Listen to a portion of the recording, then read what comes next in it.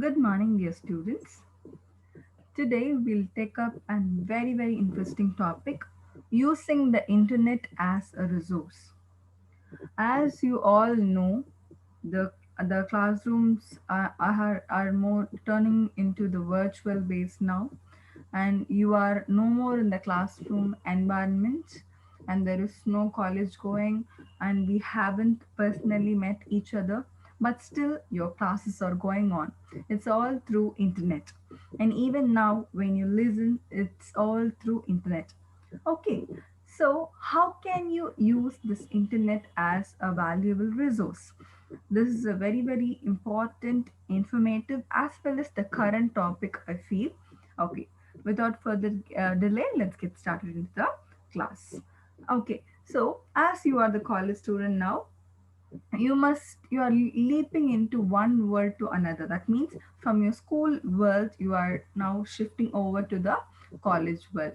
Okay, I have given you number of assignments. I have asked you number of times to write something, or to bring up the summary, or to write in your own words.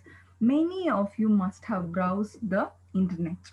What is browsing? It means to search. That Googling, the word Googling means to search. You must have Googled a lot to gain more information. How can you do it in a more beneficial manner is what we will see in this particular video. Okay, so you're expected to go to the next level through this internet resource. Okay, there are many things that you have to learn, that you have to understand to take things into the next level. Okay, so internet is an definite resource you can turn into. Internet is a global computer network which not only offers excellent communication facilities, but also serves as a source of vast range of information. Okay, you can Google, you can search for anything and everything around the sky. There is the resources that are available are endless.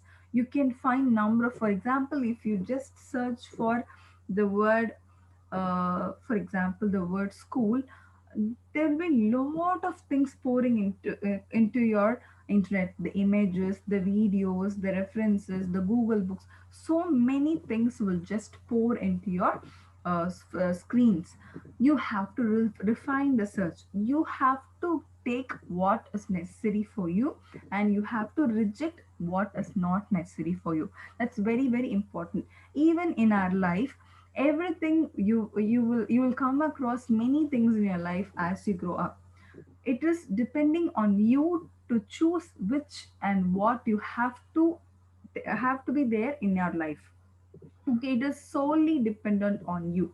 You will come across so many things in life, but it is left to you to choose the right and the best. Hope this point is very clear. So this internet and your life also is more similar in that way. Internet will have many things. It will even have unnecessary unwanted things also will be there, but there are too many things which will be beneficial for you, and which will gain so much importance for you, and which will enrich you. So many things are there. It is up to you, and to you to expose yourself to such informative things and to grow yourself. For example, take YouTube. If you take that YouTube topic, do not be moved over to just food videos or cooking and other stuffs. There are so many things that will help you create very fantastic things. You can do a lot of crafts, making YouTube videos are there. For example, you have, if you want to improvise your writing skills, a lot of videos are there. You yourself can become a YouTuber. If you have wonderful writing skills, you can become a blog writer, you can become a blogger, you can earn lots. So internet is a way or a path through which you can widen yourself, and you can widen your perspective in a different manner. It is all left to you. Okay, let us learn how to access the information from the websites. Okay, how to do that online search. Choose the word or words that best describe the topic that you are looking for. So the words that you are choosing must be correct. What kind of words you are trying to search for, that must be proper. Go online and type the chosen keyword or keywords into the search field and press the enter key. That this basic thing all of you must be knowing. For example, if you have to search for the word, for example, dictionary, if you have to search for this word, just type dictionary and you have to press the enter key and the search results will appear. A list of possible leads from websites with web addresses appear. For example, in Google, 10 the top 10 results will appear before you. Click on the required entries and the link will take you automatically to the to those web pages. So there are many things that will pour on to you in your screen. So it is up to you to choose the right. This is the base of online search. And what about the keyword? We have to be very clear about what you're looking for and decide on the key search word. The more precise you are, the more information, the more best information you will get. If your keywords are not proper, if there is a lot of doubts in your keywords and it is not very clear, you are not sure to get the information that you are looking for. If you choose a general word, the search will be a huge list. That means if you search for a very vague term, unclear term, it will be very huge list that is thrown upon you and you will not be able to find what you are looking for. So you have to choose specific word or words. Then search for a keyword given below. Mask, computer, Tamil Nadu. So if you give like this, what happens? You will have mask means many things will now at present mask means many things will pour on, but you have to refine your search. Narrow your search by including more keywords. This will fetch you more relevant results. For example, if you enter the word cooker, you will find many number of sites with the information on cooker. With more keywords in search such as solar cooker, box type solar cooker, or for example, box type solar cooker Tamil Nadu, you will find fewer pages that are listed and relevant results are displayed. So you have to give appropriate idea. For example, you are explaining something to your parents. Okay, if you simply blankly tell one word, they will be confused and they will come up with lot of doubts and suggestions. They will think this or that, what is she meaning? They will have a lot of doubts. But if you add few more sentences or few more words for them, they will come to a proper analysis or what you're trying to say. Same happens with internet. The more specific and more correct words that you are entering into the search box, the more appropriate your results will appear. This is very, very important. Check if the keyword you have chosen occurs in any field other than the one that you are working on. If that is the case, use at least one keyword that applies specifically to your topic. For example, if you're looking for the word crane, the machine, how will you go about it? The word crane belongs to two different fields, that of zoology and construction. For example, in construction field, the crane is used to lift the heavy objects and crane, and zoology you have one kind of living being, and zoology refers to a particular bird and particular machine. Your search string should include at least one keyword from the field of construction. It can be truck crane. This shows the information only with regard to crane used in building construction. Okay, okay, so this is an activity that is given. Even now, as you are listening to the lecture, you can just pause the lecture and do this activity. Okay, search for the keyword given below and note down the number of entries displayed. Cooker, solar cooker, box type solar cooker, box type solar cooker, Tamil Nadu. Search for the keywords given below and check if you get the relevant information. Okay, okay. If you search for crane from the field of zoology, how will you refine your search? So what will you do? For example, if you have to search for crane from the field of zoology, you'll say crane animal, or crane bird. You will say crane bird, or types of crane bird, or you will say species of crane bird. If you say it like that, your search will be more refined. You can do this and see how many results you are getting. By using the word or inserted between two key terms, you can extend your search. If you search for computer or TV, the search result will show you pages that include only keywords computer, pages that include the word TV, and also the pages that include both of your keywords TV and computer. So what happens if you have to extend your search for more items, you have to use the word or. Okay, that will extend your search. Limit your search by typing the word and between two keywords. You can limit your search and get relevant pages. So these are all the suggestions. Okay, so if you want to extend your search, use or, that is or. For example, if you have to compare between one phone and one phone, so you will say Vivo or Oppo. If you say like that, that will show you pages for Vivo and Oppo, also Vivo and Oppo, like that. If you have to limit your search, you will say Vivo and Oppo, like that. If you say that specific, this phone specification plus that phone specification will come separately. Okay, like this you have to limit your search also. Okay, this is called limiting your search. Then be precise in your search. Use double inverted commas to be more specific.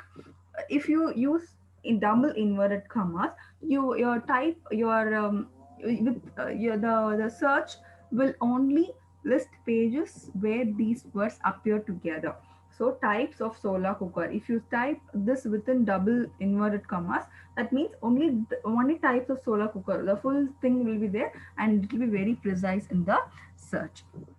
Okay, so what's the next activity? Search for the keywords using the task above. That is mango or pickle, mango and pickle, and mango pickle together using inverted commas. See what kind of results you will get. Okay, so let's go ahead with guidelines for using the resources. You have learned to access the information from the internet, but that is not the end of it. You should also know how to use the information. Reference and reading will help you understand your topic better. Surf the net for information, but acknowledge your source. If you use someone else's material without crediting the source, it amounts to plagiarism. Okay, you must know what is called plagiarism.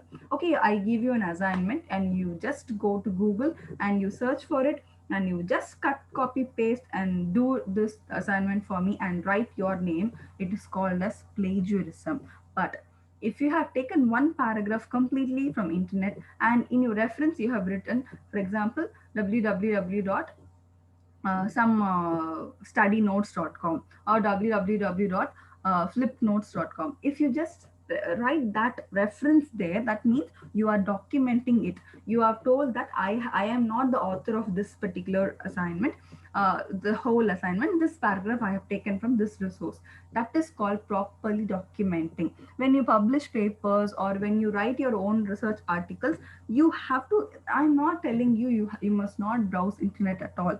You have to browse, but there is a way of documenting that also in the assignment. You cannot copy the entire thing and paste it in your assignment.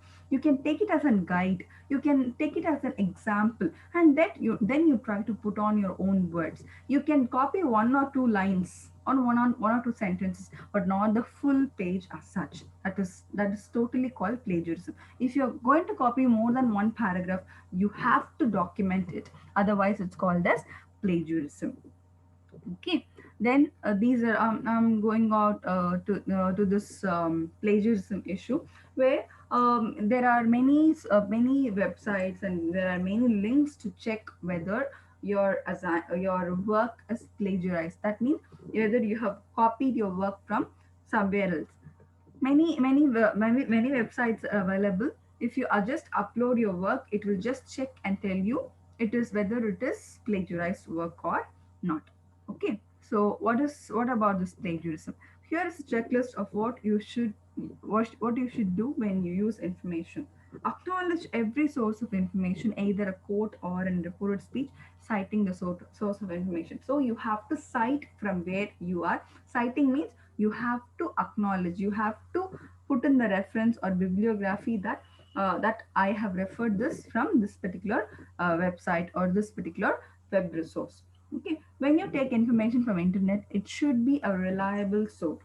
For example, Wikipedia is not a source which can be quoted. I have told this in the previous class also. In some class, I have told you Wikipedia is not a reliable source at all, because even I and you can edit. For example, you're reading an article about, for example, some great writer you are just quoting from Wikipedia. I can even go and edit it. For example, if Wikipedia says he was born in the year 1631, I can go and write it as 1613, 13. I can just change it and I can edit it any number of times. Any number of people can edit it. So Wikipedia is not a reliable source for documenting at all. So you must not rely on it. You can just refer it, but Wikipedia is not a reliable source at all. You have to provide the bibliography. Bibliography means from which book, which website you referred. All this you have to give when you write an assignment or even a paper publishing article.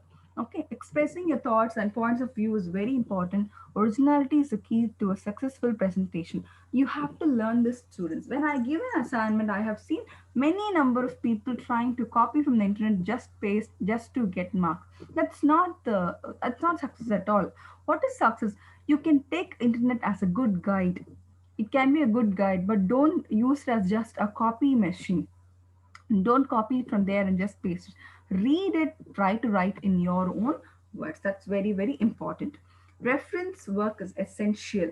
Okay, when you refer to books on the subject, you will see that some of your thoughts have already been expressed. Okay, reference work is very, very important. Every piece of writing should have three parts: introduction, body, and conclusion. So when you write assignment or when you write anything, it must have three important parts: that's introduction, you have to get the body content, then the conclusion. That's very, very important. Focus on the information you are looking for. You don't have to read a reference book from cover to cover. If the contents page does not have what you are looking for, check the index and you will find the page number of the subject or topic of interest to you. So you have to focus on the information that you are looking for. So you have to check the content page or the index for the subject that you are looking for. Okay, these are all the e-learning resources of government of India. I think you have to know all these things as we are being in the online platform. Swayam, there is something called Swayam, offers course. You can browse about this. Okay, take this as homework for today. Okay, go and browse for SWAYAM. Swayam offer courses from class 9 to post graduation with rich e-learning content in form of e-tutorial, audio, video, and virtual labs. Then you have NPTEL.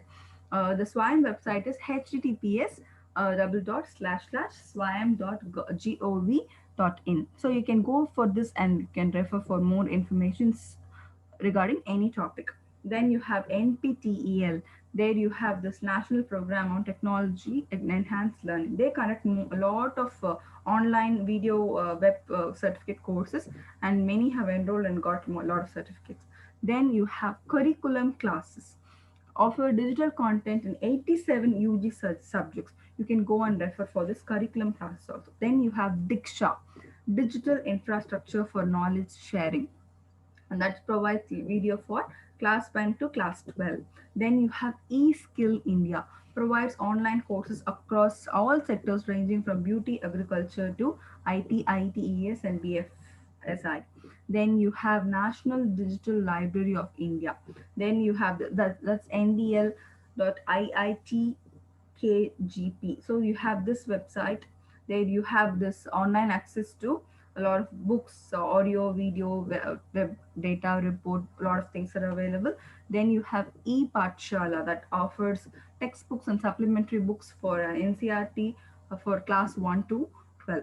Then you have EPG Pathshala, that's for the PG means postgraduate courses. Then you have the Sakshat, and then you have this eKalpa. So these are all the websites, and these are all the websites where you have a lot of e-learning resources available that you can just refer. You can just do this as exercise today. Just go and refer for these things. Then you can, in the next class I will teach you about these terminologies to know, so that you will be beneficial.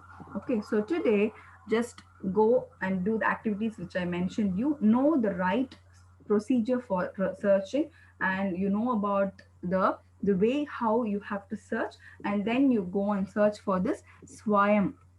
Very, very important, the Swayam. And you have to know about MOOC also, MOOC. You have to the work that I'm giving you today is go and browse for Swayam and MOOC. Okay, then you can know more about the e-learning content. Hope this class was very informative for you. Thank you, dear students.